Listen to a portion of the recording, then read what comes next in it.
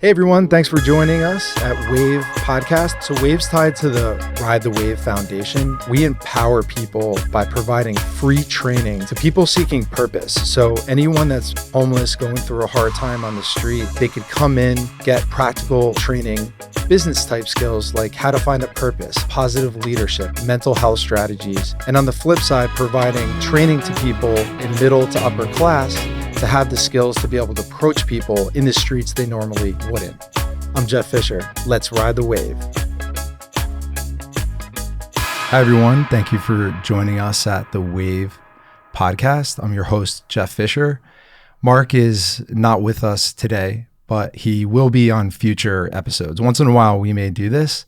Today, I'm speaking with Carmela Livera. And Carmela is someone who I had a connection with. Actually,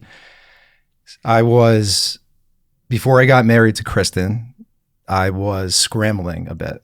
So I had to get ready relatively quickly. And I went to you, got your got a haircut. Yes. So you were my Barbara.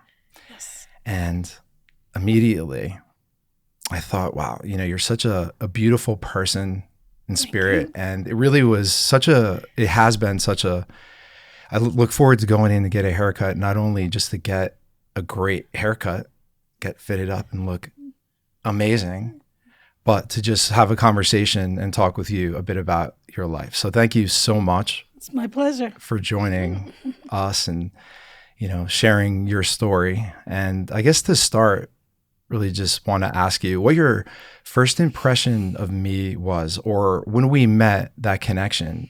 Is there, from your perspective? The connection was good. It was positive. You were a gentleman. You were sweet. You were going to get married, which was a wonderful thing. And I embrace young men that come in and find their soulmate and hopefully find joy the rest of their life. So it was a good connection.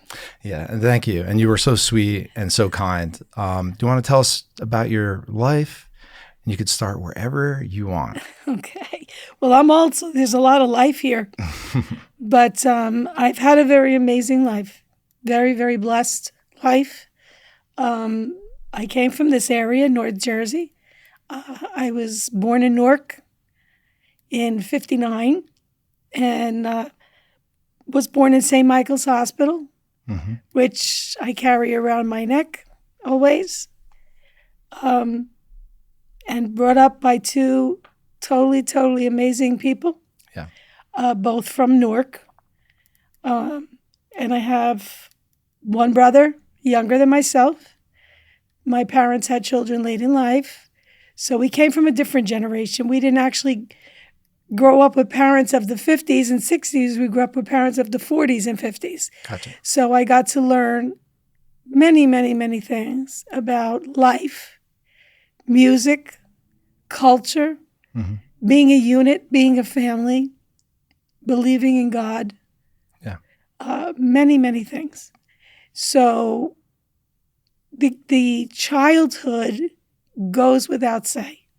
It was amazing. I happened to have two parents that were already established by the time we were born and came into their lives. And they were able to give us a lot.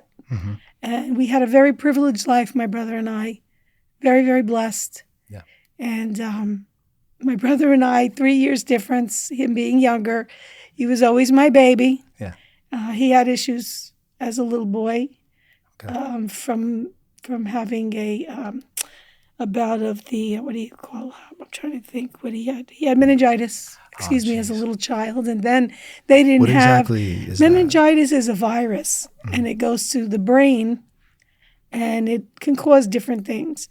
Thank God it didn't affect him mentally, but physically it did deter him a little bit on the left side. Okay. But he grew up to be a healthy man, have beautiful children, my nephews who I adore. And who adore me. So like I say, living the life I lived and then stepping into a darkness was a challenge because I was always mommy and daddy's girl, always coddled and taken care of and never had to worry about anything. And my father was an amazing guy. He was smart and strong, and my mother too. She had a lot of health issues. Yeah. What did your dad do? My father worked for Allstate Insurance for 50 years. He was with them. He was a sergeant in the Army. He was in the military. He loved the military. He was discharged early because he fell off a tanker. That's what he did. He supervised the tankers, and he fell on his back, and his back was never the same. So he had to be released from the Army. But he never forgot. He never forgot who he was. He never forgot where he came from, nor did my mother. They came from the Depression. They came from immigrant parents. My grandmother, my mother's mother, she was total rock. Yeah. She was the provider. She bought 3 homes without speaking a word of English. She had 2 in Newark and 1 in Atlantic City. Oh, wow. Good for her. Yeah. And was a seamstress. Okay. And she must have been very talented. She was so talented, my grandmother. My father's mother as well, and a little more educated. My grandmother did read and write. Okay. On my father's side. My father lost his father young. And they were in the United States, your grandparents? They were here. They came across Ellis Island, the whole 9 yards. Yeah. The hard way. Yeah. Yes. And raised their families here. And here we all are because of them. Okay. So, growing up was all about family. Yeah. And I often reminisce to my customers about the awesome Christmases and Easters. And even on Valentine's Day, my mother's youngest brother would come to the house, my mother and I. We lived in Fairfield then. Okay. Yeah. And he would bring us chocolates and flowers. And, it was always a party. Yeah. Always, there was so much love. Sounds like it. Sounds like there was so much love, and he was a very giving person. Very, very giving. My mother's and her brothers, especially her youngest brother, they were like twins. Yeah. So I grew up with my cousins, the 4 of them. There were 2 boys, 2 girls, like sisters and brothers. We even owned a home together down the shore. Yeah, so we were a lot of nice memories. On and on. We still reminisce. Yeah. Over and over. So we grew up as a unit. And when one chicken was sick, all the chickens were sick. I got you. You know what I mean? Because the closeness is unheard of today amongst families. Yeah. Jeff, it was just, it was enduring love for each other. Yeah. Do you think that having that type of environment where there wasn't as much challenges or struggle, was there a little bit maybe of a disadvantage in a way because it wasn't preparing you for something that would come later that was very difficult? Yes. I was a very fearful young child because my mother was a typical old school Italian, Oh, yeah. Be careful. Good Lock food. the doors. Don't go out late. Don't do, So subconsciously, not blaming my mother, she was wonderful. She was so worried and so concerned about anything ever happening to her kids that it was a little over the top at times. Right. Overprotective. And so growing up, and then because we were young and they were older, the grandparents and so on, the family, we visited a lot of nursing homes and hospitals, and we were kids. Yeah. So, when you're in an Italian family like that, you go. Right. You don't, you take your kids to wakes, they go. Did you do the Sunday dinners? We did. Every Sunday, my mother, 2:00 was dinner. Sit down, everybody together, my father, my brother, and I, and whoever showed up. My house was like, they used to say Broad and Market Street, which was in Newark, which was like a busy area. And they'd say that's how my mother's house was. How different was Newark then than it is now? Oh, way different. What was it like then? Way different. My mother worked in Newark. She used to rate policies for a big insurance company in Newark.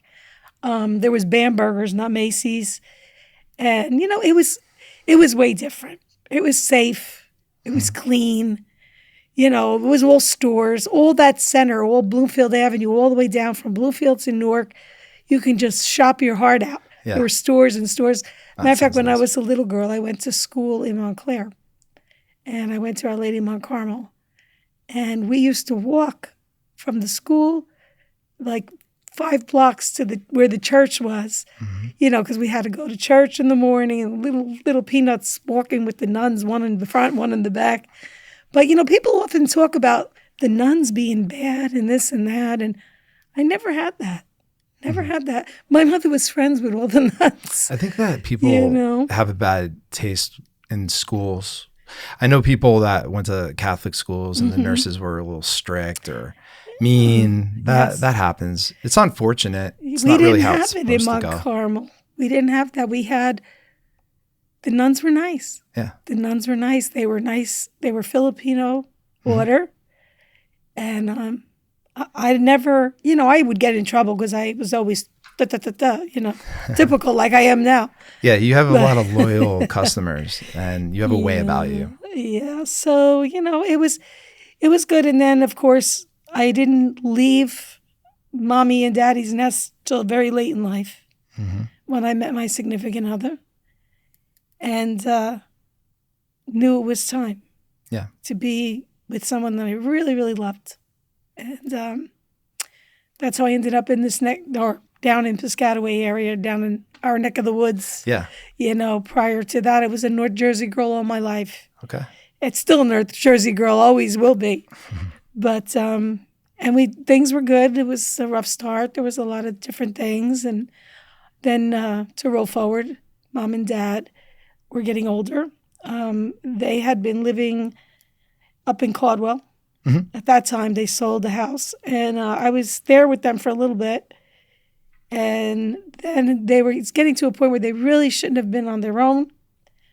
And my brother and my father bought a home together in, in Toms River.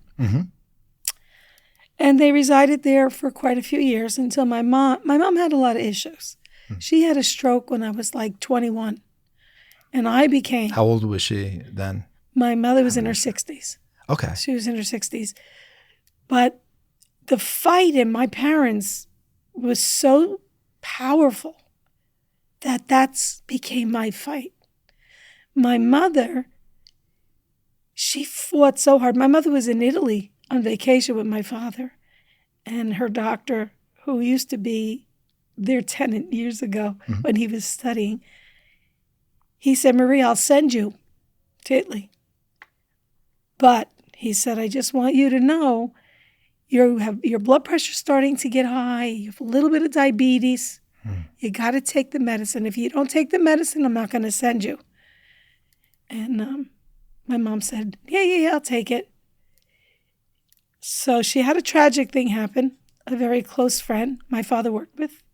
Him and the wife went to Florida with their son and daughter-in-law, future daughter-in-law. And he was killed. Oh. On vacation. Him and his wife were walking the beach, and a guy came from behind with a sawed-off shotgun and killed him. That's terrible. He stood in front of his wife to push her. He saved her, so they had to take him back. She got away. She got away, but she was never the same. They were robbing him? The guy was after them for money, yeah. And he... That's so tragic. Jumped in front of the wife, and they were a beautiful couple. They really loved each other. Yeah. They lived in Fairfield, a couple of houses down from us. Ah, no way. It's such a tragic story. Yeah, so my mother went to Italy with that heavy heart. Besides that, she was so sad for her friend. And the emotion she had when she saw the Pope, it was very hot. She wasn't taking her medicine. They were out doing the polka and dancing, and my mother loved a good time. So did my father. And she went down, and she had a stroke in Italy. At the time, I had 2 cousins studying to be doctors in Italy. They both came from the different parts. That's convenient. Yeah. And my father had family there, and everybody came to help him. Oh, that's good. And they said if she makes 24 hours, she has a chance. And she did. And lo and behold, because my father did so well, after a month, she was there for a month, he was able to fly her back with first class with a private doctor on board to get her back here. And when he got here, his brother was a doctor, my uncle, in Passaic General. He was the head of the emergency room, had everything ready for my mother. What a blessing he was. Yeah. And that was meant to be. Yeah. And at that age, I became a grown-up, big time. How old were you again? 20, I want to say I was about 21. Okay. So that's young. I was young. To take that. It was a big responsibility. I spent, I had a job. I was starting to cut hair, and I left the job to stay in the hospital because at that point, it's funny how God works. Mm-hmm. I was a little bit of a rebel. I did my thing. I was a party. I like to go out. You'd be surprised, Carmela. I wouldn't want to tell you what in my 20s. Right? So this was like the Lord saying, open your eyes. You don't realize how blessed you are. Yeah. You abuse your privileges to have such wonderful parents. Open your eyes. And at that point, the thought of not having my mother, I couldn't even imagine not having my mother. Yeah, same here. So when she came back, of course, she was temporarily paralyzed on the left. And even my brother, she at that time used to do a lot for him, because of his left arm. She would cut his steak and do different things for him. And it was very hard for him. And he's not a boy that shows emotion, but he was very sad. So the whole time keeping it in. Yeah, he was very sad. And to see his mother like that. And he's not a verbal guy. I'm verbal. I'm outgoing. I'll tell you how I feel. He won't. Yeah. He brings it in. So I spent every waking hour in that hospital with my mother. I wouldn't leave her side. I did everything for her. Yeah. Top to bottom. The nurses would say, you don't really need us in this room because you're here all the time. Yeah. I said, well, it's my mother. Of course. Yeah. I got my mother to walk. I took my mother home. I made sure that she was going to come home, not go into rehabs and all that stuff. Was your mom really committed to rehabbing and getting better? She was. Or were you forcing her to do it? No, she was so determined. My mother was determined. That's where I get it from. Yeah. And if I would say something to my mother, Mom, it's not fair for you. Her famous line was, que sera, sera. Whatever's going to be is going to be. That's really true. You can't stop it. Pray. That was her famous line because she was very close to God, my mother. Mm-hmm. Matter of fact, she wanted to be a nun when she was a kid. Really? Yeah, she went to St. Lucy's in Newark. Mm-hmm. And my grandmother used to go into the city to get material to make clothes, and she'd ask the nuns, can Maria stay with you? Will you watch her for me today? And she loved being with the nuns. Very nice. So, she was very, very close to God. And you seem like someone who is too. When we were having conversations and you shared some of your life, me a little bit, I felt that. I feel like there was something about your presence while just sitting there. Mm-hmm. And I think the timing of everything that I had going on was meant to be and a little bit divine too. But I almost felt you there because there was a presence, almost like you have some knowledge or a way about you where you seem like you have seen some things. I can't really put words into it, I get but the it. way our connection was, I did have that feeling like there's something special about you. I do feel that the Lord kept me here for a reason. And if I do anything good today, if I touch only one or two people, it's my gift back. It's beautiful. For all I was given. The journey has been amazing, sad, and rough. Yeah. But also the outcome is amazing. It's terrific to think that our bodies are so beautifully made by our Lord that they heal themselves. They work for us, and He works miracles in our bodies because we are His. We are His. There's nothing else. There's no other God. There's one Lord of the universe, Right. and that's him. That beautiful man. When you see him up on the cross, you think to yourself, what you did for us, because we're all sinners, right? We're sinners. We Right. are.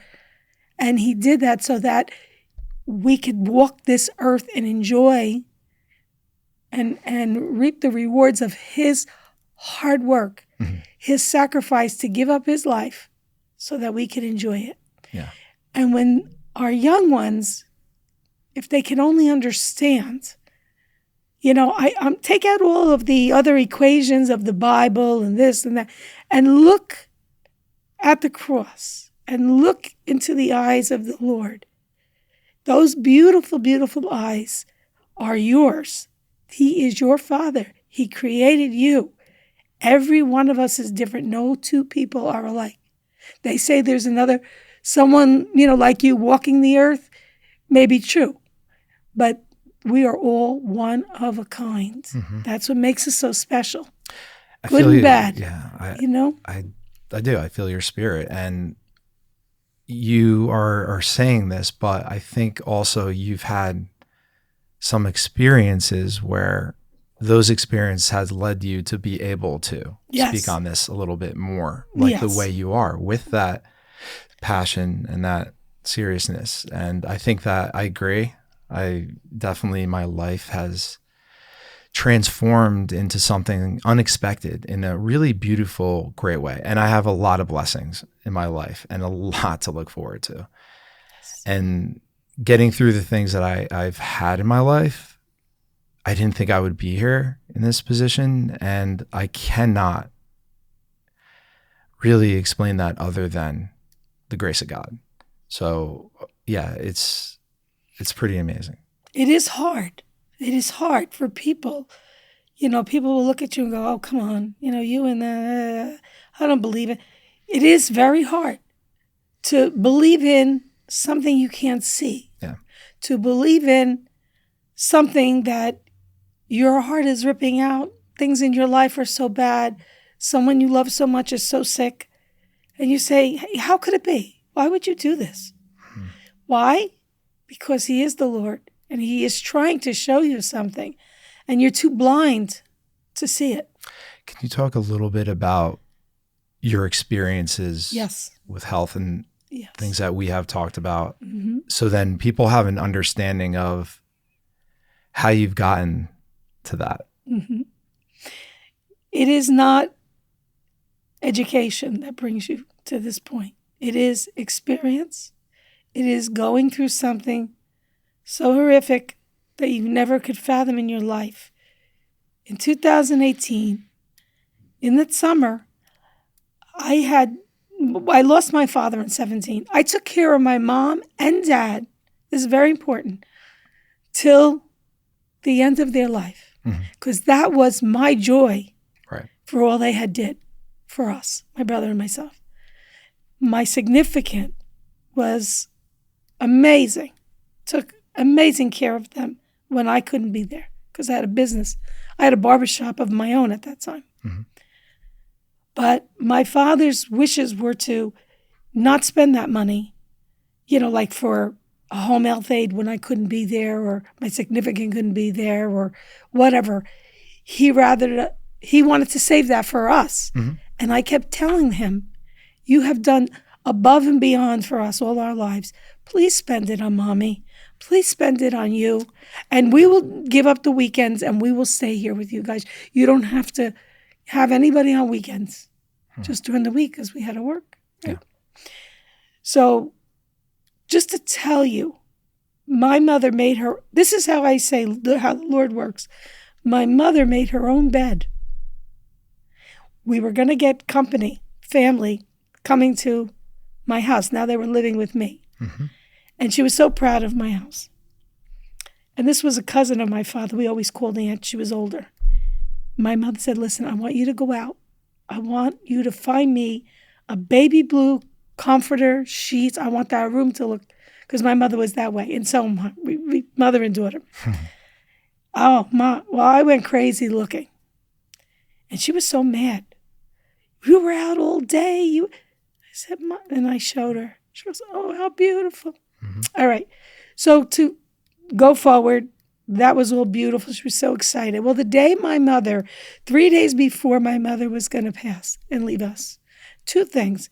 One, I said to my mother, I said, Mom, are you ready? Are you ready? Because if you are, it's okay. She says to me, are you ready? I will never forget that. She was holding on because she was afraid that I wouldn't be able to survive. And nobody thought I would survive after my mother. Oh, wow. Because we were this tight. She was my everything, my mother. I said, yes, Mom. Please, I don't want you to suffer anymore. I was right there. My mother, we had an aide who my mother loved, who loved my mother. Just be careful a little bit with the table when you bang the Sorry. table. No, you're okay. You could. I'm sorry. Like that. No, it's okay. Anyway. Just want to make sure of the sound. Yes. So anyway, my mom, she put her she had the blue sheets, the blue blanket, and she was in beautiful blue pajamas. My mother looked beautiful in blue, baby blue pajamas. And that's how she passed. And she passed with my father and myself in the room. My mother hated the fall. And it was a fall day, and it was warm and sunny. She hated the fall. And somewhere over the rainbow came on in their room, because I had music pumped into their room. And that's how my mother left this world. Wow. Content right to the end. And you were there? And I was there with her. My stepfather, Ralph, he was I use stepfather loosely. He was my father. And he's who raised me. And towards the end, it was very difficult, especially on my mom. She was the primary care, and he had Alzheimer's towards the end. And it got pretty bad. He needed constant care. And my mom was home. I had a couple cousins, some people there, and he was on the bed, not looking like he would last too long. He had everything off. It was hospice at this point, just medication, things like that. My mom was there from the beginning, the whole time. She happened to go to lunch with my other cousin, and Amanda, my cousin, left. So I was upstairs and I was eating a slice of pizza.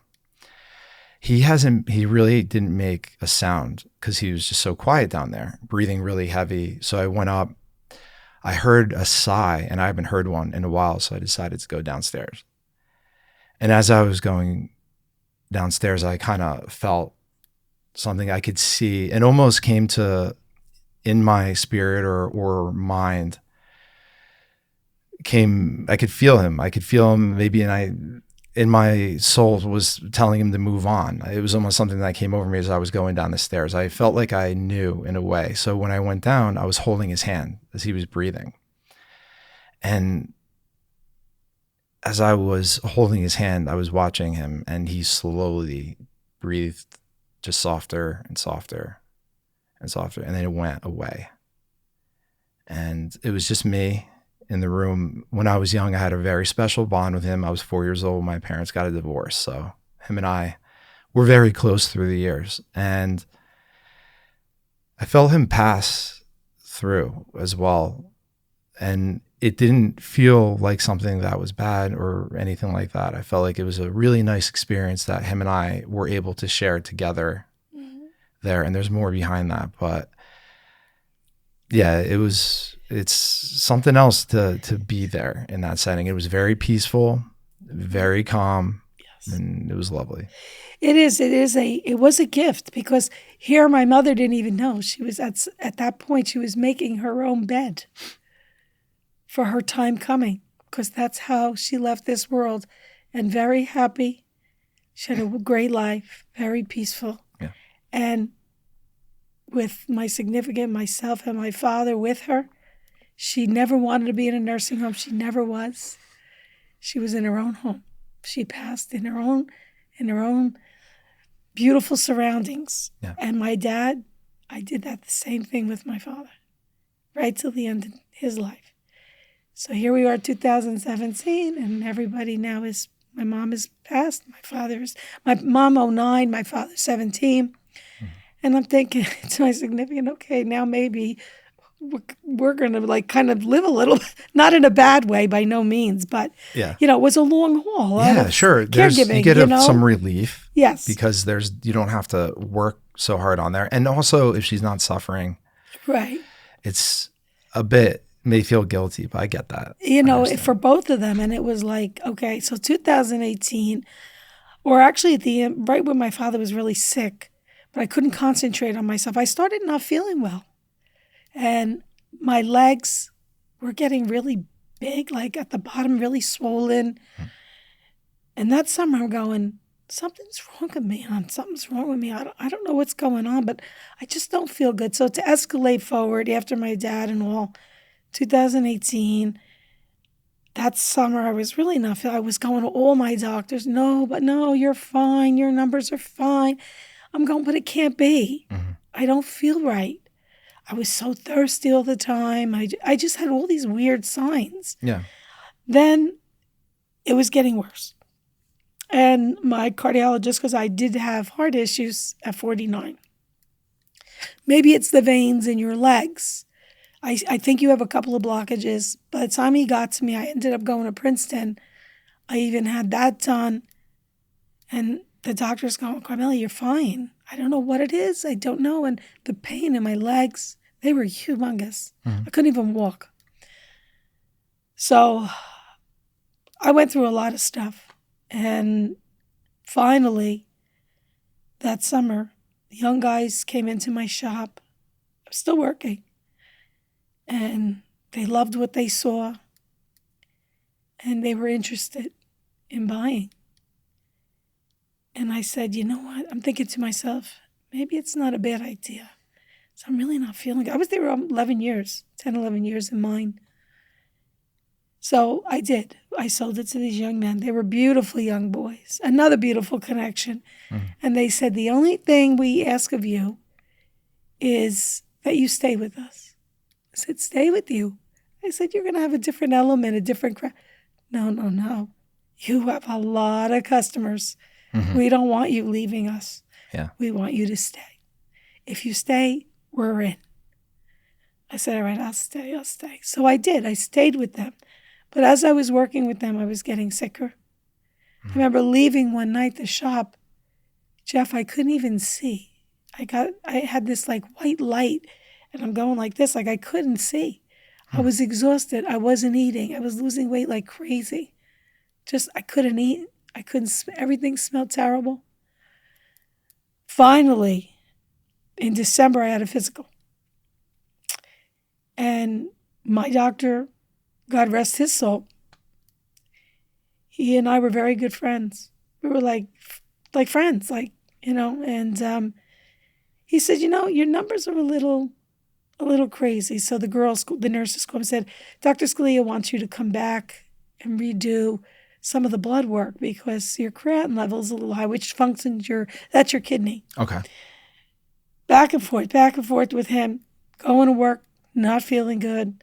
Now I'm starting to go home and telling my significant I'm going to bed. I can't even stay awake. I couldn't walk up the stairs. Finally, says to me, you know what? This is wrong. Something's not right. I'm going this time with you.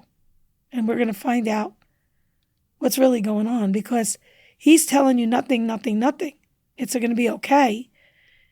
Meanwhile, his wife was my doctor too, Dr. Jordan, is saying she thinks you need a nephrologist. So which is it? And what's that? That's for your kidney. Okay, so somebody that would specialize in kidney. Yes. Gotcha. So P.S. I went and we went, and my significant is saying, you look at all the papers and see what's going on. Something's not right. Lo and behold, she says, well, not only does she need a nephrologist, she needs an oncologist. Oncologist? Where did that come from? That's when it all started. So she ended up sending me up to Hunterdon Medical Center. Okay. Hooked me up with an oncologist, Dr. Shaw. She was a beautiful woman. She says, Carmela, do you mind if we do a bone scan today just to check. I guess. I mean, I didn't know what was going. It was like a whirlwind. Yeah. Like, what's going on? So strange that long you went with nobody knowing. It is such a rare disease, amyloid. Amyloid is what I had. Amyloid. Right. It's called primary AL amyloidosis. Okay. There are 3 different kinds. The one I had was the most common. There is a genetic. They said I didn't have the genetic. And then there's a more severe, I think it's connected to the bone cancer as well. Okay. Do you have children? No. Okay. So if it was genetic. Right. No, thank God. I have a daughter through my relationship. So anyway, I said, okay, so I'm telling you, Jeff, that was the most painful thing I've ever experienced in my life. A bone marrow is no joke. They go through the very small canal of your spine, and they pull pieces to see if you have cancer in your bones. I had 5% in my bones.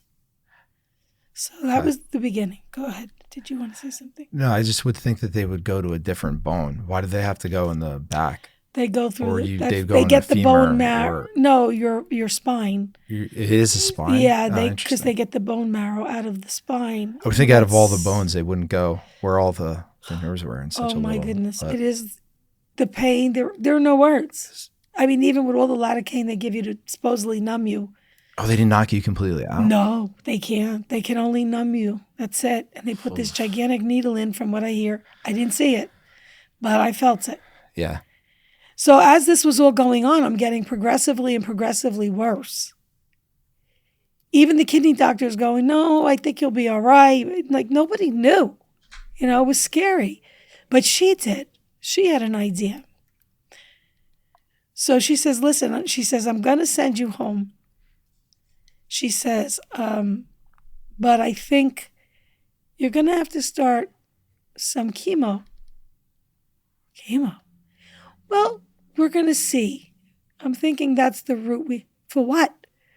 She couldn't say because it wasn't positive yet. So by this point now, I'm still working. I came home this particular night. I couldn't get out of the car. I don't even know how I drove myself home.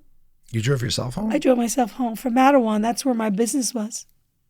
And the boys loved me, and they used to keep me there till 7. Not keep me there, but I had people. And did you always feel like you wanted to stay despite the pain? I did. I always fought it. I would sit in the back because I was getting lightheaded. I was starting to sweat, and I'm going, oh, maybe it's anxiety. Maybe it's just everything, piling up. So anyway, I continued on, and I got in the house, and I went to sleep. When I got up the next morning, Jeff, I could not move. And my significant went to work. I called. I said, look, they just called me from Hunterdon. I have to go right to the emergency room. They said I'm in kidney failure. Wow. Just like that. What? I said, they're saying I'm in kidney failure. Came home, rushed me to the emergency room. And in the emergency room, the doctor said, sweet child, you are lucky you're here because you wouldn't have made tomorrow morning. Oh, wow. My both kidneys were shut down, and one was working so minimally that it was just about keeping me alive. They hooked me up to dialysis right away. I can't tell you. I almost was out of my own self. Yeah, what is that like? The experience of all these doctors coming from all over, and I'm this big, I'm so humongously swollen everywhere, putting ports all over me, putting ports in my arms, putting things in my I didn't know what hit me. Right. And this is overnight. Overnight. It's just a call, and then you're there, and it's frantic. And that's it. Yeah. So I'm put in. Oh, I'm so sorry. That's good. Excuse me. No, you're good. I'm put into the hospital, of course. And now all these doctors are coming in. They don't really know. We're going to do cultures.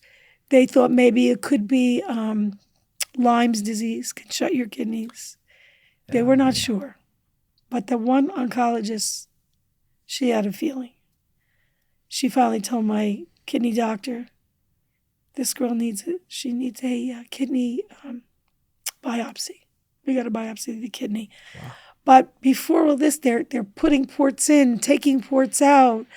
I can't get up to even go to the bathroom by myself. I mean, just like that. I mean, and where's your, during all this, your pain level? Are they giving you medication? It wasn't so much the pain. It was the fatigue. Okay. It was the scare. You know, it's like something you see in the movies, everybody rushing in. I was very close to death. Yeah. Very close. I was knocking at the door. Yeah, you knocked. And the Lord knocked back. He does. So don't worry, I'm here. And from that point, it was the biopsy and then the wait to see. Supposedly, like I said, there was 5% in the bone. And when it came through, I will never forget that moment. My significant and I sitting in the lounge area there had walked me to the lounge, and all the nurses were so lovely. They were also, they kind of had a feeling there was something very serious. We're sitting there and it's snowing. I'll never forget. It's like March and we're having snow. Mm-hmm. It was March 9th. And what year is this? 2018. And on the phone speaker, the doctor.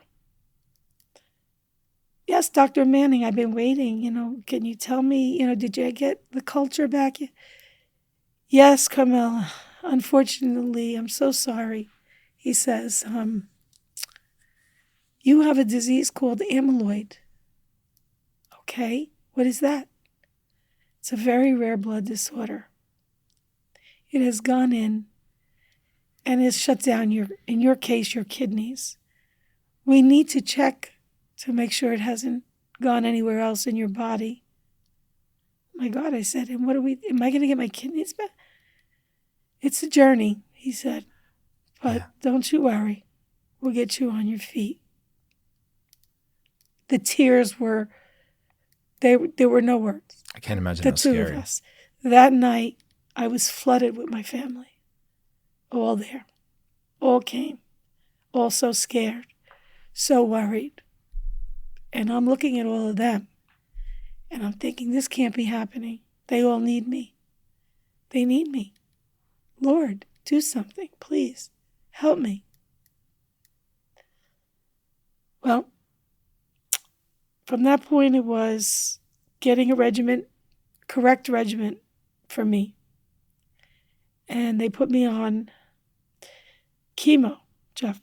Oral chemo drugs that there had to be 15, 16, 20, 30, 40 pills. If it's in the blood, no transfusion? Oh, I had those too. But that was later on because that was later on. But no, they can't do it. It's so rare, this blood disorder. It's like a cell gone bad. It thinks it's working for your body, and instead it ravishes your organs to try and shut everything down because that's what the body does. Right. The immune system, it tries to protect you. It thinks it's protecting you. Now, in my case, thank God I didn't have both diseases. I didn't have the amyloid and the bone disease because a lot of people that were in the hospital were there for both. It's very hard to fight both because it just overtakes you. So I went home. I had all these drugs to take. I had to come back once a week for a shot in my belly, a cancer drug in the belly. I was with the oncologist. I was very sick, to say the least. It's some of it I don't even remember because I think it was so bad. My mind, nature has blocked it. So I did that for a month. They sent me home like this for a month, watching me. And when I got to a point where they felt that it was working, well, first they told me there's three ways. First one is you do nothing about it, and you'll live a couple weeks. A couple of weeks. Weeks. Yes. Carmela. That's how bad it was. I'm so glad you're alive and here. You know? Or you do chemo the rest of your life. What does it feel like when someone says the word 2 weeks if you don't do anything? You're like, you feel like you're dreaming. Are you beside yourself? Yeah, like you're outside of yourself, looking at you looking at you going, my life's going to be over. That's it. I'm only 59 years old. It's very young for that. You know, I'm 59. I want to live. I want to see my nephews have kids. I want to see marriage. I want to see maybe my daughter get married. I want to see maybe, this or that. I didn't go here. I didn't go there. That's what starts going through your mind. It's not the material things. It's the events in life that we all look forward to. Yeah. I don't like that route. Mm-mm. What's the second thing? Well, you can be on chemo the rest of your life. Can't guarantee it's not going to start affecting other parts of you. And dialysis, because my kidneys weren't coming back. Or you could go for the big one. And I said, and what is the big one?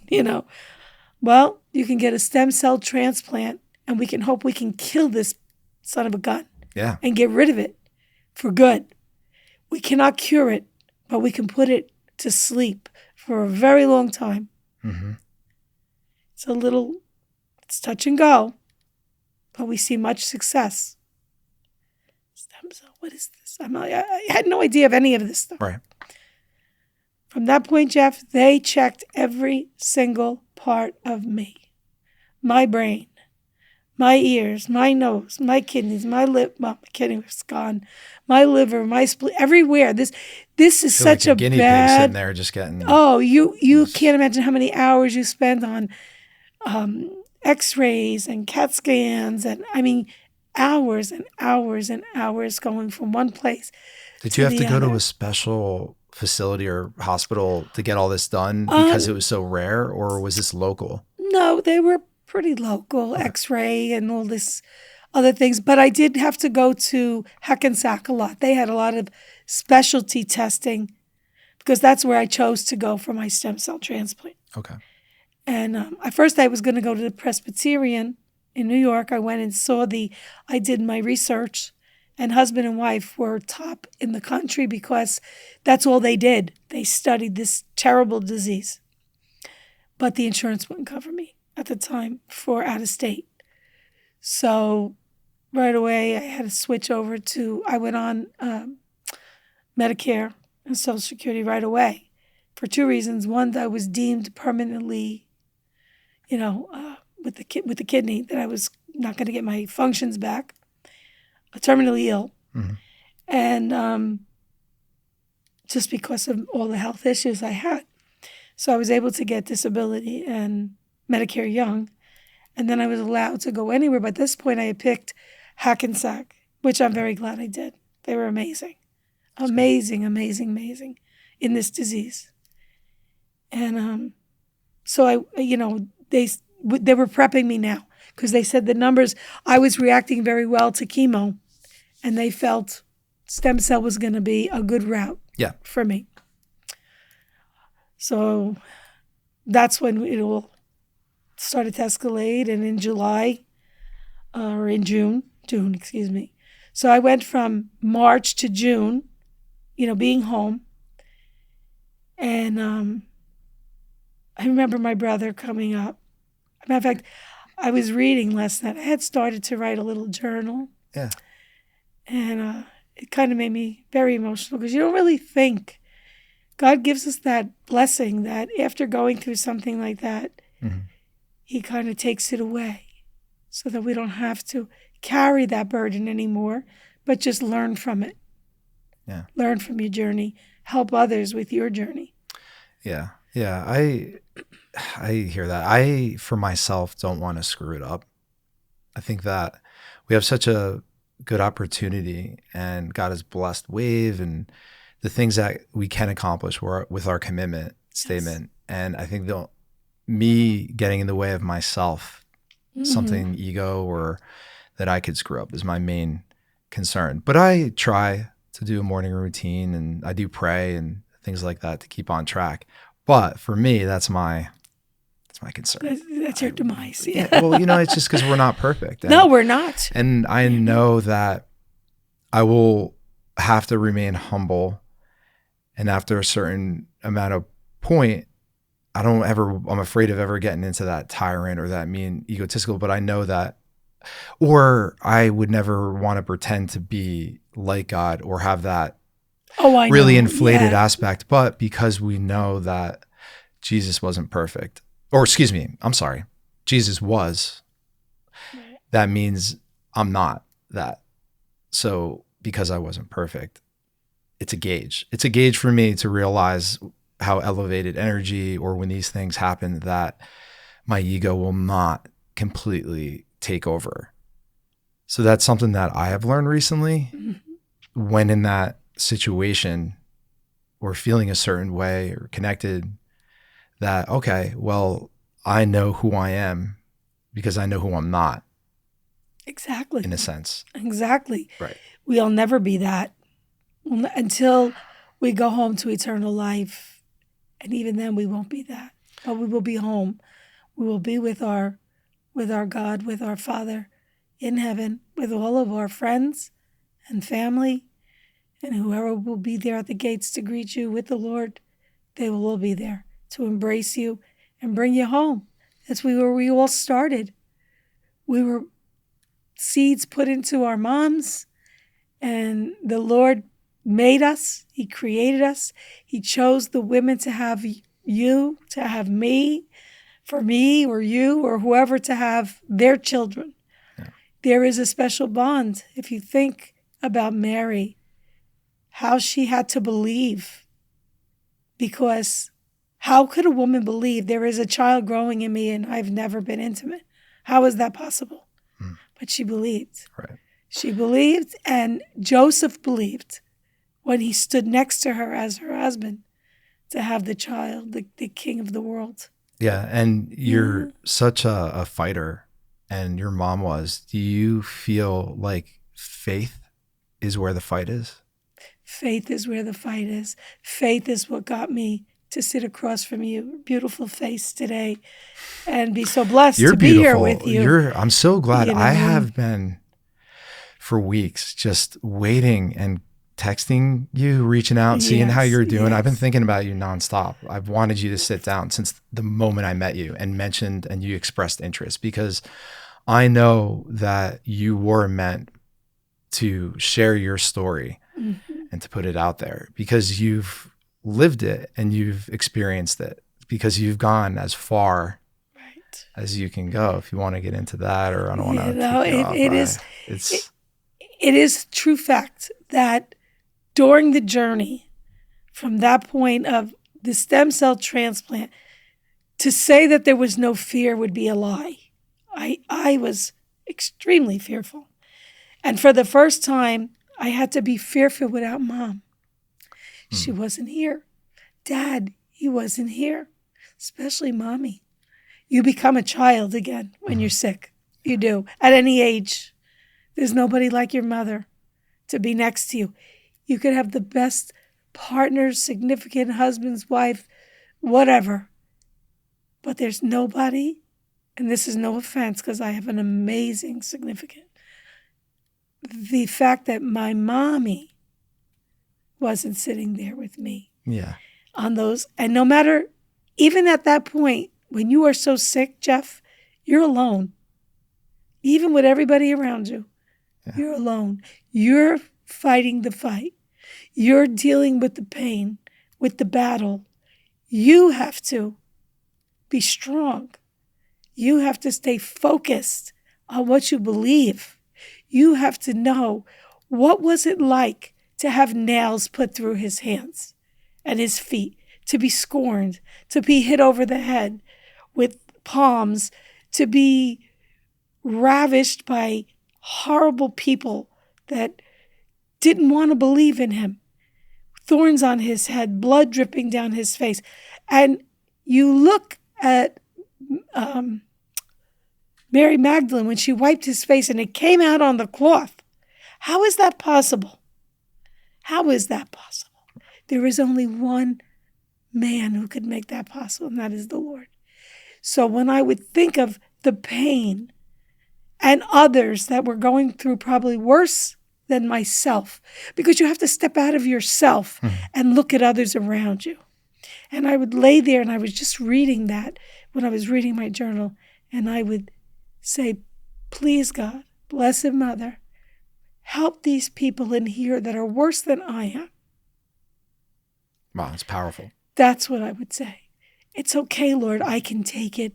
You carry the cross for me, I can take it. But please help these others. Don't let them suffer, please. It's terrible. And every day, prayers, I had my saint cards. I had him on my phone, and it never went off. His face would never go off. Every night I'd look at him and the tears would come in and say, please, Lord, this was a rough day. And it was really rough. Yeah. When they, when spitting the blood, that wasn't terrible. And, taking it from me, but when they hit me with that chemo, not the oral stuff, that was bad enough. This was a very, very powerful chemo through IV drip. It's a 1 day. And this is supposed to go in and kill all of these bad cells without hurting anything else, hopefully. While you're going through that process, your immune system is going down, down, down, down until it hits 0. So you had no immune system left. Really? You're down to 0. You are so sick, Jeff. You have no control over anything in your body. They put you in a very clean room? Are you in a... Yes. Oh, yes. They're probably coming in with full-on masks, everything. Gear. Even my family couldn't come in without being totally clean dressed, Yeah, you are definitely not with anyone. And all the rooms on that floor. And all night you hear all these people screaming in pain. Yeah, help me, help me. And then you become one of them. In the beginning, you're like, all right, well, I get up, I took my shower. And all of a sudden, it hits you.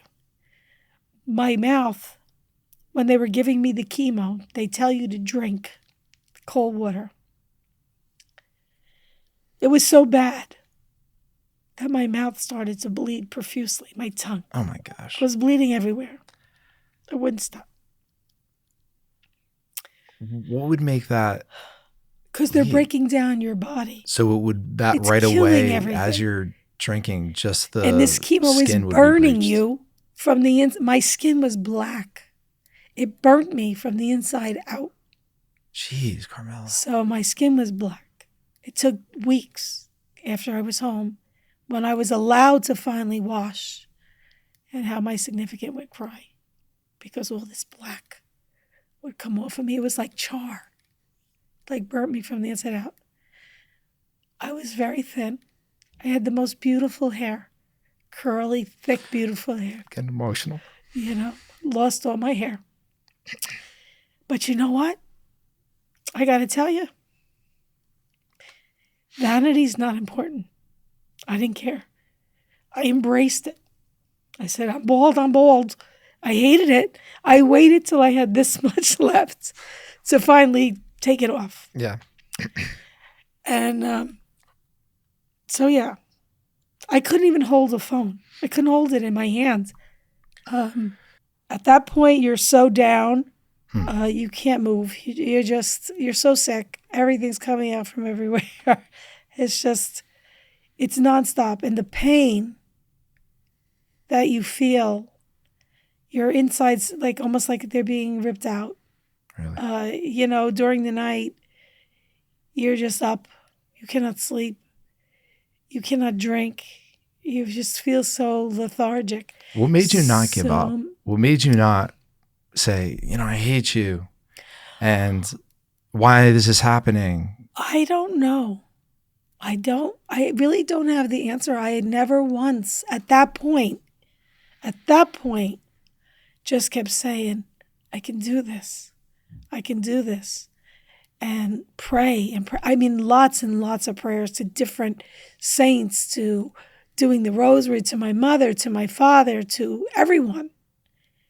I remember them telling me when I went into the hospital for the stem cell transplant, oh, you'll be here for 4th of July. Wait until you see how beautiful. You're going to see all the fireworks in Manhattan from here. It's so beautiful.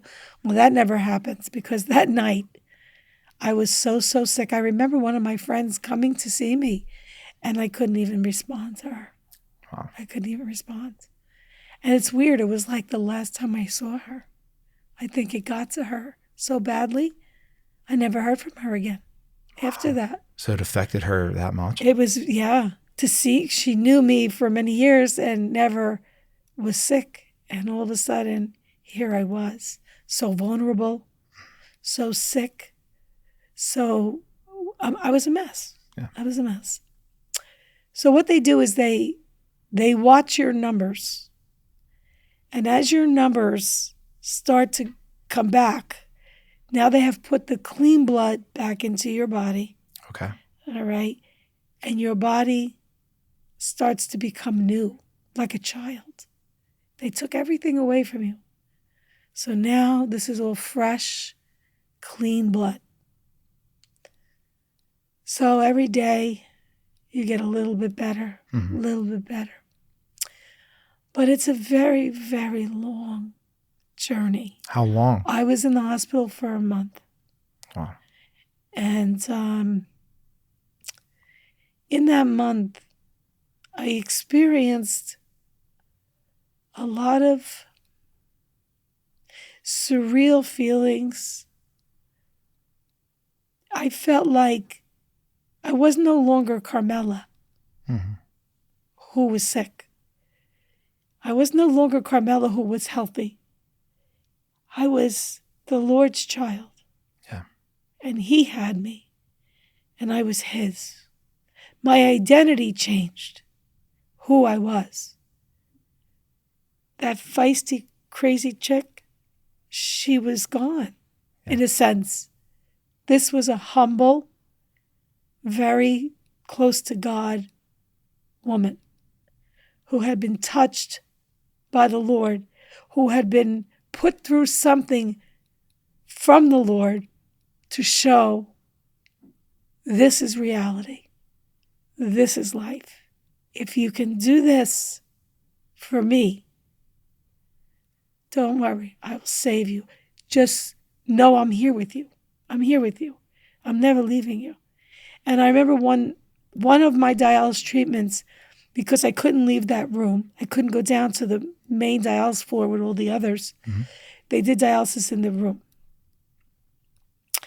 And the nurse came in. And that's during the time I was pretty sick.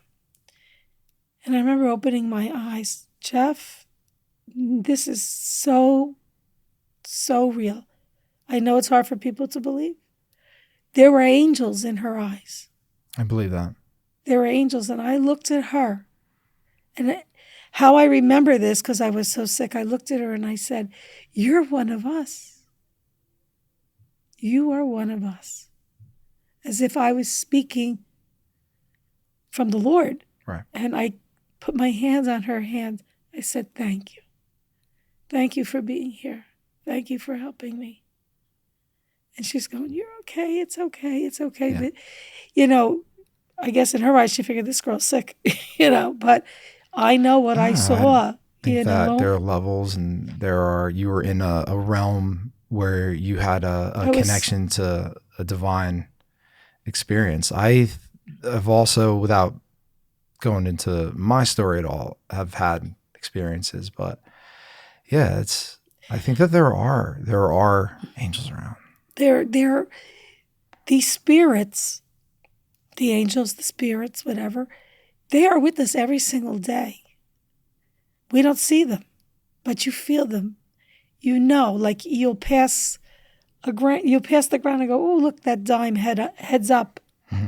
That's one of your angels trying to say, hi, I'm here. Something falls off a tree but nobody looks for the sign. Nobody does. You look at the clock every time. It's that same time. You get a text when you thought of a friend or at that exact time. These are the signs that come from above. That's how I live my life. Everybody should live their life the way they're comfortable. It's not to say that people that don't believe are bad people. There's a lot of people who say they believe and are bad people. There are a lot of people that don't believe and are good people. It doesn't matter. It's your experiences that bring you to a point that nobody could understand. Yeah, and I also think it is respecting other people as well, and understanding that not everybody may have certain knowledge, or others may have certain beliefs and ways of going about and getting to what you're talking about. I mean, I'm somebody I do believe in other avenues and ways and things like that. So yeah, I mean, I think that, like you said, it's not all bad people. It's good and bad. Absolutely. But at a minimum, I think that if people just respected each other's beliefs instead of not having knowledge and maybe putting up a perception, or here's the reasons why you shouldn't do that, or putting somebody down for something.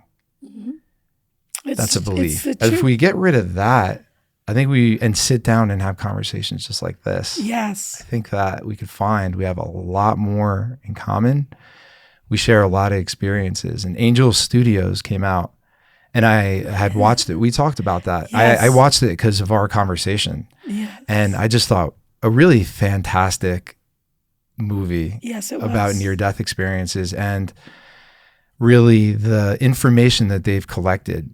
I mean, proof, whatever you could say, because there's always going to be a line that you can never measure. That's right. And it comes by eyewitness. However, it's very interesting how much they have spoken to people and how much information they've collected now. And it connects. It is truly amazing. I mean, the one doctor who was an atheist, didn't believe at all, was a cardiologist and a scientist, because scientists, it's very hard for them to believe.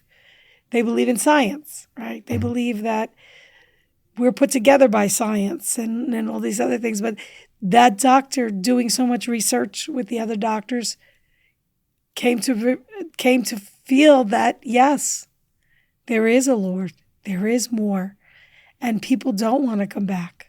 They don't. You know that scientists, years back, there was more of a connection, and Darwin, I don't know if it's exactly Darwin, but guys like that in science, they have journals from them. They are devout Jesus followers.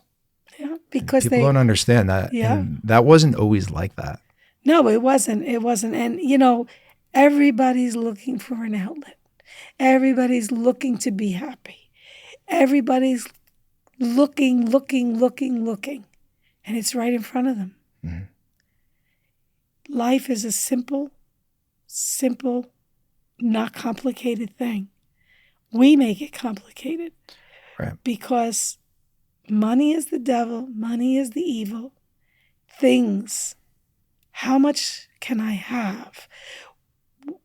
My friend has $300 sneakers. I want $500 sneakers. Why? Mm-hmm. Why? Because greed takes over and makes people unhappy. So here they are, wealthy as can be, but they're the most happiest people ever. Because the simplest things in life can make you happy. Yeah. If you know yourself and you know who you are and you appreciate the small things in your life. Yeah, I agree. And for Ride the Wave, the path is to the person on our website. If you look, it comes right up. So I completely agree. And one of the things that we're trying to do is to put together a program, skills for people to approach people on the street they normally wouldn't. Exactly. And have those engaging. Because I've learned through these experiences, like meeting you. And now that this show is taking on an evolution with guests and things like that, it's becoming a lot easier for me to get guests and connect with people. There is something to that. Health is wealth.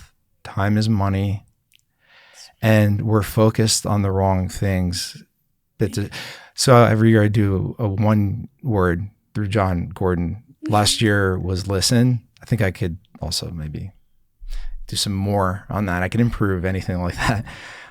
This year is patience, but I did decide to do the opposite of a one word like that. And mine this year is distraction, because I feel like that's the counter. And that's what's really prevalent right now, because technology, people busy, they're doing so many things, and you overlook the important aspects of You don't take the time. Connections. And there is Yes. nothing more fulfilling than sitting across from you and having this spiritually filling, mentally just me learning. And it's put me into this transformation of growth that is so amazing. And I just would love to be able to transfer it to people if I could. Well, I hope I can do that for you through being here with you. I really believe that God had or has a journey for me. I've always said it. I ask him all the time, Lord, I don't feel like I'm fulfilling the goals that you left me here for. Mm-hmm. You brought me back down, not that I left earth, but you kept me here on earth. What do you want of me? What can I do to help others? What is it I can do? Show me. Right. I need your guidance. I can't do it without you. Do I volunteer with people on dialysis and sit there with them and explain to them that I know how hard it is, but you'll get through? Do I go to people with amyloid and sit and hold their hand when they're going through chemo and stuff? What is it of me that you want? What can I do? And this is it. You were brought to me for that reason, so that I finally can get it out to the world that, look, life has its ups and downs. It's not always easy, but there is a light at the tunnel. Either way, whether you stay on this earth or whether you go home to your eternal life, your spirit and your soul will live on forever. And people here on earth will remember you forever for who you were and what you did, goods and bads, but they will never forget you. So while you're here, do the right things for the Lord. He can't be here to physically speak to all of us, only his spirit. Mm-hmm. So he's put his spirit in me to verbalize to others that follow your journey. Don't give up. Kids that are out there that think they have nothing to live for, the Lord is with you. He's got you. Never give up. Never give up. Aren't you curious to see what your journey is all about? For someone right now that is in that season where, and it's an honor to be able to give you a platform to do this, by the way, and that was very sweet of you. Thank you. That is in that right now, would you have any first advice for them what to do in that situation right now? If it's very low and very depressed and they just happen to be listening and no one else knows. If you're down and you're out and you're low and feel that the world is caving in on you, you can't find work, you don't know what you want to do, you don't know where you're supposed to be, you have people telling you, tagging you with all kinds of diseases. You have ADHD, you have this, you have that, put it all aside. Go sit in a church, any church, and look at the Lord and look into his eyes with all your heart, not half, whole, and say, Lord, help me. And reach out to somebody you really love that you know will be there for you. Do not hold it in. Do not go online and look for information and try and find what you think you might have. Just believe what I'm telling you. I am a miracle. I am here to tell you that we all go through our ups and downs. Mm-hmm. Every single one of us. We have our childhood, our adolescence, family members. There's nobody's life that's perfect. And yes, are there chemical imbalances in people? All of us have chemical imbalances. Mm-hmm. But we are created by the Lord, and he will get us through whatever it is. Do not give up. Do not. Somebody loves you. You'll break somebody's heart leaving this world. If you hurt yourself, If you're abusing yourself, you're special. I told my nephews. Isn't it sad that they don't know that they're a gift? I tell my nephews all the time, you're my gift. Please take care of yourselves. You're my gift. The Lord made your mom and dad have you guys, and you're my gift. Yeah. I love you.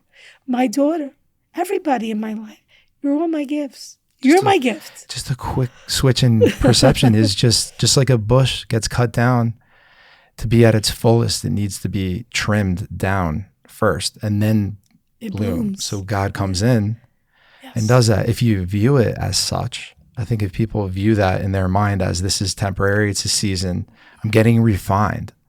Just like a diamond comes out under pressure. I think that the communication and parenting and the way we teach, I think early on, we need to explain to kids a little bit what life is more about and talk about things like this a little bit more openly. And they're not stupid. Nobody at that age is so, and especially kids are getting so much faster and smarter earlier and younger because of technology and things like that.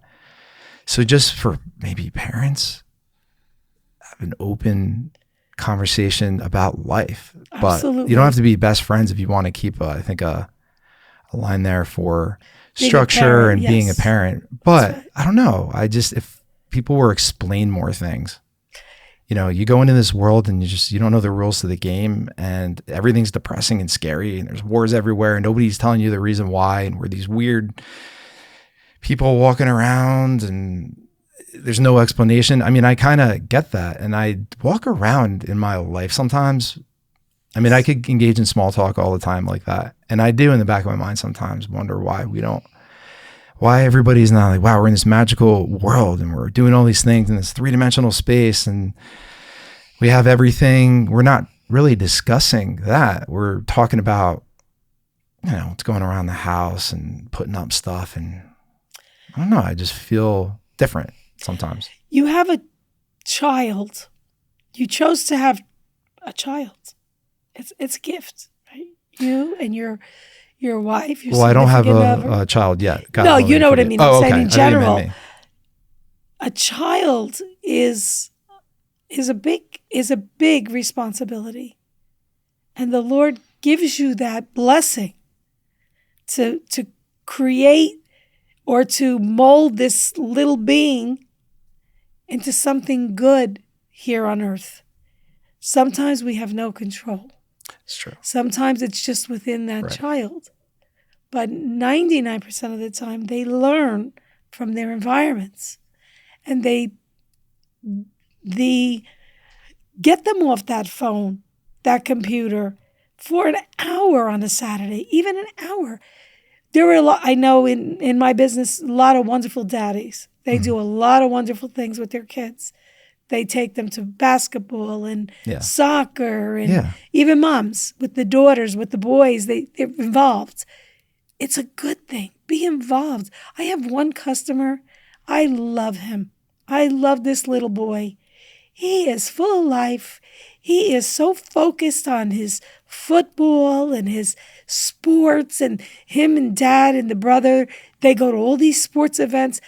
Lovely mother and father. The father is a great guy, they have a good life. Yeah. But they love their father and mother. The mother and father, they do a lot as a family, as a unit. Right. And unfortunately, a lot of kids don't have that. And it's important. I know it made me who I am, having that family bond. Yeah. And, parents becoming too busy, and they too have to sit back and say, wait a minute. Right. My kid's 10, my kid's 11, my kid's 14, that quickly. Boom, boom, boom. And it does affect, because we're thinking, I'm working on, you can get caught up in work and what you're trying to build or things like that. But the pathway is to the person came about after CJ, which was the last episode of the podcast, really, because after Hal and everything, I found that it really can work. a certain way. So writing a book, trying to really put this into the world. And I'm glad you're here and you're sharing your story, because I also think that you were meant to be here. And I do believe that, they say kindled spirits unite. And we are kindled spirits. that's right. We all walk the earth. We have kindled spirits they're drawn to us and we're drawn to them. That's how we love. It's not necessarily about who you love. It's the spirits. It's the kindled spirits that draw you together and make you love that person so much. Yeah. Because there's something missing that in you and then all of a sudden now it's one and it's good and it works. Yeah. It's beautiful. So beyond that stem cell and all that terribleness, I will say there was a black time when I finally got home, and I was laying on the couch, my significant doing everything for me, and that's not my style. I'm a go-getter. Yeah. I want to be the doer. Yeah. I don't want to. You remind me of my mom. So I say, I can't live like this anymore. I don't want to live like this. Just like that. And at that point, I got to tell you, I started calling my family, my friends. I'm not going back to dialysis. Really? I'm done. I am done. I'm going home. No, after all you've been through, there's no way you're doing that. No way. You're not leaving us. You're here. The Lord saved you. You're still here. You can do this. I don't want to do this. And went to dialysis. That day, I couldn't get through it. I said, take me off. Take me off. Carmela, you have an hour, come on. And I was always the one going in and laughing and talking, even with the walker and, and trying to up the other people's spirits, because that's me. I felt so sorry for people that were worse than me. And that's one day, you couldn't talk to me. There was no way. And they were getting scared. I said, just take me off. I'm okay. Yeah. And they did. And without that dialysis, it'll take a day. You'll be gone. And it was very hard for my family. Very hard, to say the least. They were all calling, coming over, please. My doctor, everybody, no, please, Carmela. Please don't do this. Come on. This is not you. Yeah. You can do this. I promise you. We'll cut it back if we have to. We'll cut it back. We'll give you another day. I don't want it. I am done. Guys, I love you all dearly, but I need to go home. Mm-hmm. I've had enough. Well, lo and behold, here I am. You are here. I know. I fought through it. I'm glad. With the love of my family and the love of my friends. I really felt, wow, these people they really love me. How could I do that? How could I do it to my nephews? How can I do it to my significant? How can I have so much to live for. Yeah. Don't you want to see where this journey's bringing you? Come on. You can do this. It was hard. I went back. I wasn't crazy about going back. Yeah. But as the days went on, and I knew I was getting closer to a year, and I had one more to go, because you have to be in remission for 2 years before they'll even think about giving you a kidney. And I started to go make the provisions of where I would be if I get a kidney. And my blood type is O positive. So it was a very hard call. I'm good for everybody else, but it's hard to find that blood type for me. Right. My beautiful boy, my nephews, they wanted so badly to give their aunt a kidney, and I wouldn't do it. Even if they were, compatible, I just couldn't do it. They were too young. They had their whole life ahead of them. My cousins in Florida, so many people. And I would have done it. You're so cute. I know you would have. And I would have done it for someone that I loved if I was compatible. But they're very strict. Mhm. And it has to be a certain, your blood type has to be exactly the same. The person has to be very healthy. Yeah. It's a long, drawn out thing. It's just a lot of painful stuff, Jeff. I mean, I do remember one night in that hospital with stem cell being so sick, and I had one bad nurse, Mhm. which she was tough. She was not nice. And she would rough me up because she had to come in every couple of minutes because everything just comes out of you. You have no control, and you're burning everywhere, and you're in so much pain, and you're so sick. And she was not tolerant. And I could hear her feet coming down the hallway, and I used to get so nervous. Yeah. I could hear her boots, boom, boom, boom. And she had very strong perfume, and it used to make me feel sick, like the perfume. And she just wasn't nice. And then finally, I said, you got to get me out of here. I started saying to the nurses, this is like after 3 weeks, I've been here long enough. I've been very patient. I'm done. Get me out of here, please. That nurse and I went, don't worry, Carmela, it's okay. You're very close. We're going to send you somebody different tonight. I promise you. And they did. They sent me a male nurse. His name was Christian Christ, right? And his assistant was Nicole. And when Christian walked through that door, he was the most radiant young man I've ever seen. Mm. He had dark hair. He was in all white, white jacket, white pants, white shoes. And he came next to my bed. And he says to me, don't you worry. I'm going to be here with you all night. Anything you need, I'm right by your side. That was the Lord. Yeah. I do believe that. And by the next morning, he was gone. I didn't see him again. Wow. And, that was a rough time. And then going for this, the fistula they put in your arm for permanent dialysis. So very, very painful. A lot of pain. Enduring a lot of pain. But the strength or the positive to live was a whole hell of a lot stronger. Because now I knew the Lord was with me. Right. After the dialysis, the Lord was with me. I had no worries. The day I got that phone call, that morning, I was cleaning up from New Year's. My family had come. They had left. And I still have my father's mother's manger. It's way over 100 years old. It's adorable. It's about this big. And I'm putting things away. And I looked and I said, please, baby, please. This is Little Christmas. Please, all I want is a kidney. Oh. And I received the call January 7th. Is this Carmela Livera? Yes. This is Lehigh Valley. Okay. We have a kidney for you. Are you interested? Yes! Yes! Oh, no, thank you. Click.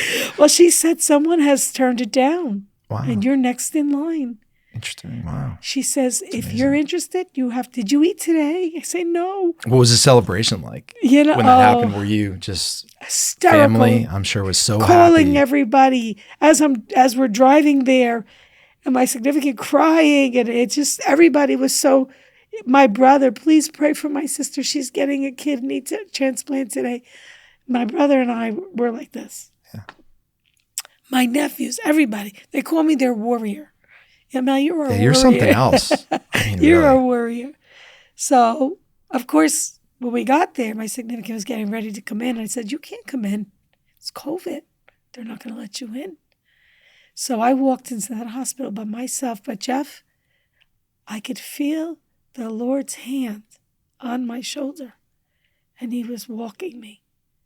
And I looked and I said, I know you're with me, Lord. You're always with me.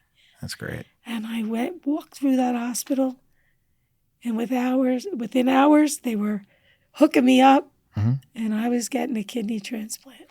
Through the journey, was there ever a flat line where you were clinically dead? No. Nothing No. where it was a full. No. Thank God. Okay. Yeah, I was Never wondering. went to the other side. I stayed on earth. And again, it was, it was touch and go for everything I went through. Everything was a gift. Not, the miracle of these surgeons. I saw everything in a different light. Like, Right. I'm laying on this operating table with hundreds or lots of people around in that OR. And the two surgeons with these big, big lights looking at this cadaver that they're going to put inside of me. And I'm thinking, Lord, please bless their hands. Stay with them. Help them. God, thank you for them. Thank you for them. Their knowledge and their expertise and what they're about to do. Do you think being grateful in any situation is just so important? It is no matter very what? important. And being intentional, maybe even at the end of the day, no matter how bad that day was, just pointing out what were the good things that happened. Always. Every morning that I wake up and I open my eyes and I stand up. I did it this morning before I came to see you. Lord, protect my family. Protect my friends. Protect Jeff. Protect everyone. Give them all the love and the light that you've given me so that they too can enjoy and embrace you the way I do. Thank you, Jesus. Every day. Every day. Because every day is a new day. Mm-hmm. No 2 days are the same. Yesterday is gone. Tomorrow didn't come. It's today. Right. What we do today is all that's important. Enjoy every single day is a gift. And whatever transpires, whether it's good or bad, there is a reason and a solution. You may not know it, but it will happen. Mm-hmm. So that's how I live my life. They used to say, smell the flowers. Yeah. It's very true. It is. Sometimes you have to stop. You have to stop, listen to the birds, listen, see the trees, listen to a little child, look at an old person walking. If you think they need help them. If maybe they look like they need money, give them a couple of dollars. It's not going to kill you. You made that person's day. That could be the Lord walking to see what you're going to do. Are you going to come over to me, or am I just too dirty for you? You got to look at everybody in a different light. You can't, like if I get a person in my chair, why is this guy so grumpy? Why? No. Mm-hmm. Maybe that person has a very hard life or has emotionally doesn't know how to connect. You make them comfortable so they can connect. You are able to connect to anybody. Right. And this is being proven through this show. Mark Robinson, the co-host, is somebody that I would have walked by and never thought a thing and just continued. Now it's opened up into such a valuable friendship, and the people that I'm sitting down to, it is the most value you can get. And there's nothing compares to something like this. Money, anything, it doesn't. No. It really is what we were meant for. For the people that are not able to do what we do, that are not able to connect, God give them that gift. Because once you learn to connect with all people of all types and look at them for who they are, is a whole hell of a lot different than just passing them on the street and making your own determination. Yeah, I hope I can help.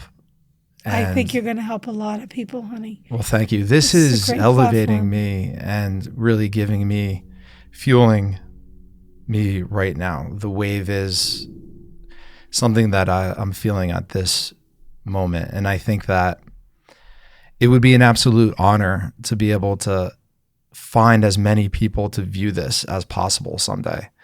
Because I think that you have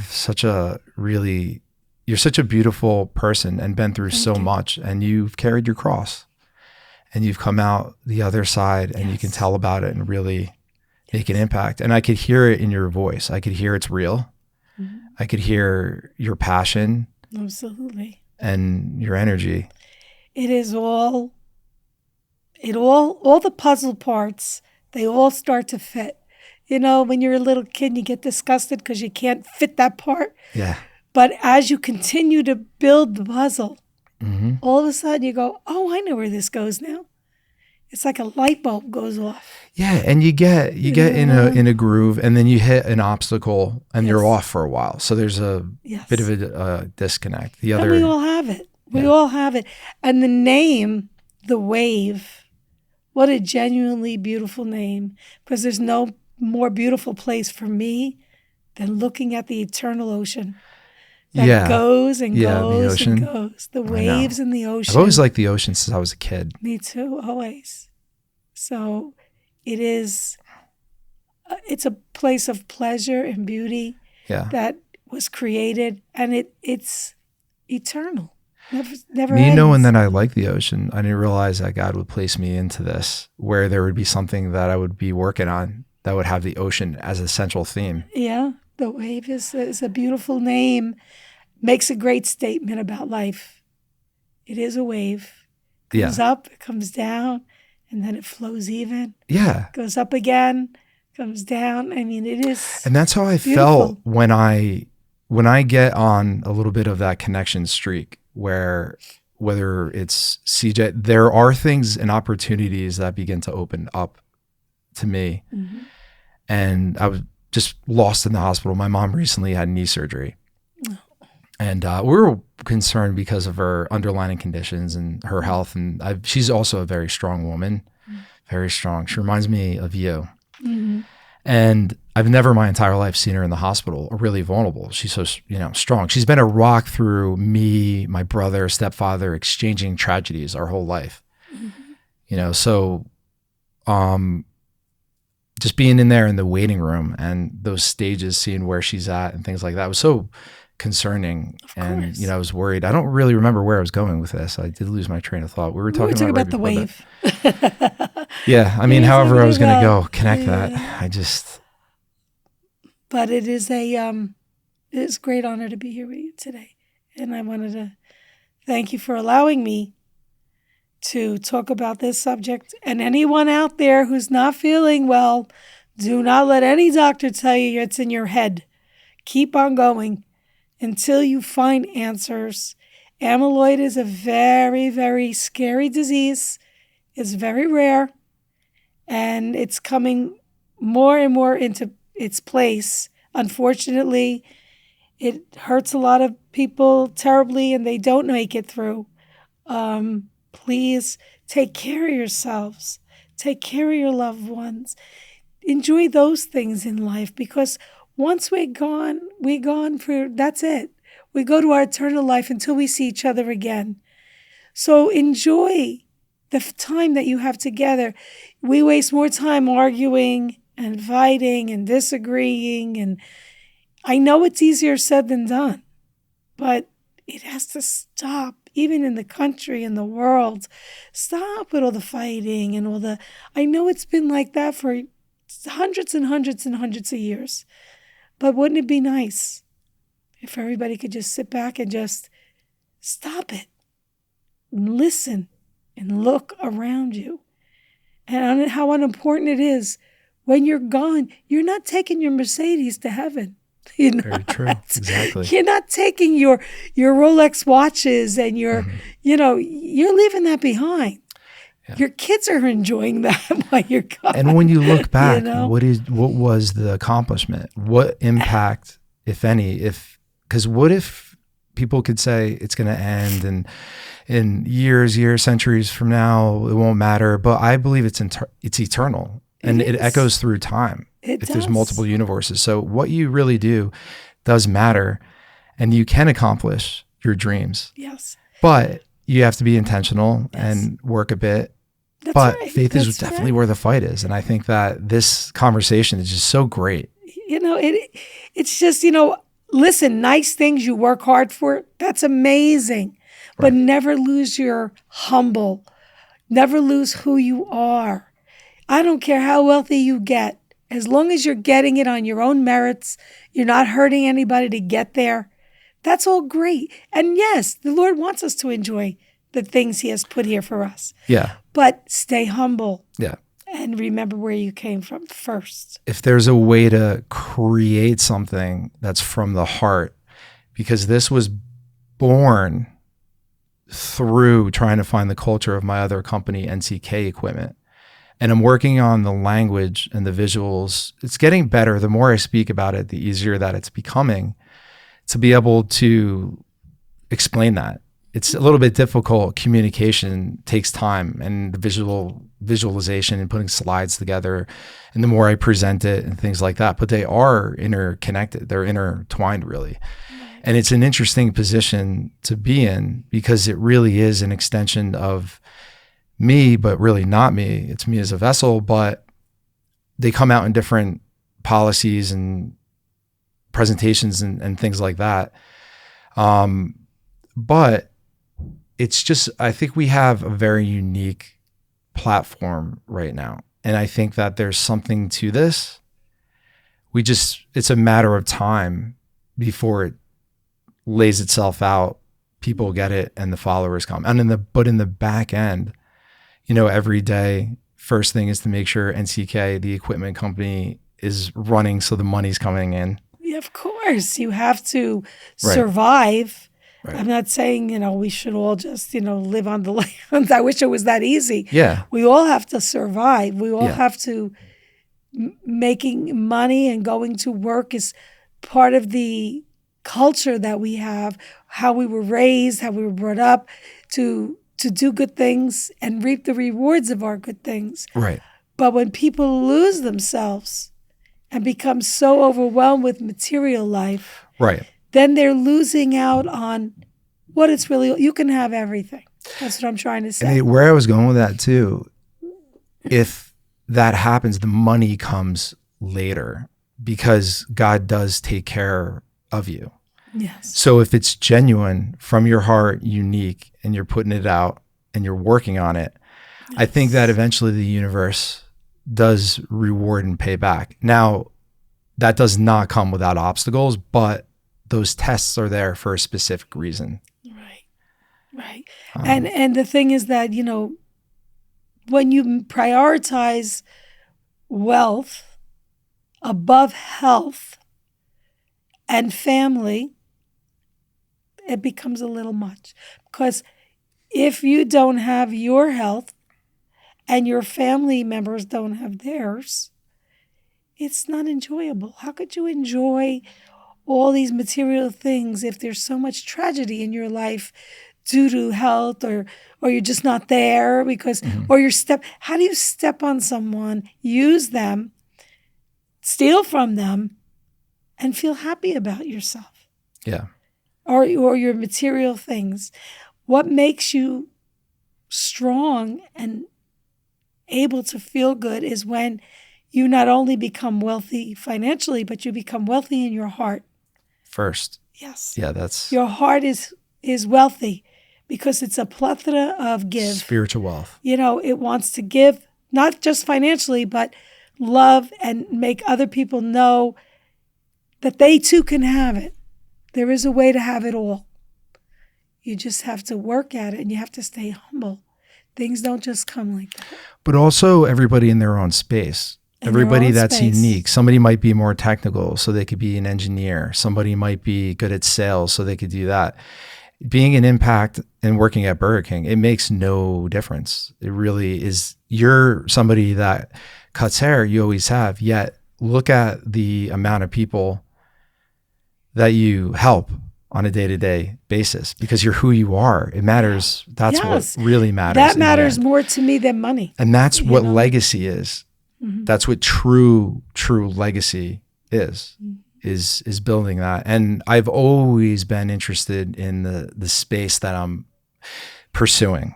Mm-hmm. And I'm looking to grow this as large as it could be ethically and surround myself with good people. And so far it's funny, we have a small, I'll have pictures out on the Facebook. It's just in my den in my apartment, and it's 3 corner desks. So Mark Robinson does projects, design work, and he manages that.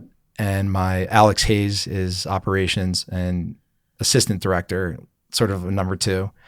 And we'll do hybrid. So we have a project plan. We're going slow, step by step, to make this and turn it into something. It's almost like 3 people sitting in a rocket ship, just waiting for it to take off. But right. We're, I would say, I don't know exactly, but hopefully within the next 6 months, the Wave Maker will come out, which will be the first book.